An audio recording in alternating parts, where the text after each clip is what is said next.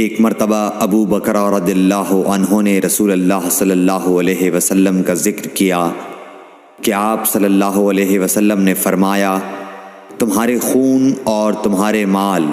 محمد کہتے ہیں کہ میرے خیال میں آپ نے اعراضکم کا لفظ بھی فرمایا، یعنی اور تمہاری آبروئیں تم پر حرام ہیں، جس طرح تمہارے آج کے دن کی حرمت تمہارے اس مہینے میں۔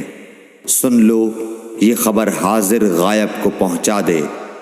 اور محمد راوی حدیث کہتے تھے کہ رسول اللہ صلی اللہ علیہ وسلم نے سچ فرمایا۔ پھر دوبارہ فرمایا کہ کیا میں نے اللہ کا یہ حکم تمہیں نہیں پہنچا دیا؟ صحیح بخاری حدیث نمبر 105۔ رسول اللہ صلی اللہ علیہ وسلم نے فرمایا کہ مجھ پر جھوٹ مت بولو، کیونکہ جو مجھ پر جھوٹ باندھے وہ دوزخ میں داخل ہو۔ صحیح بخاری حدیث نمبر 106۔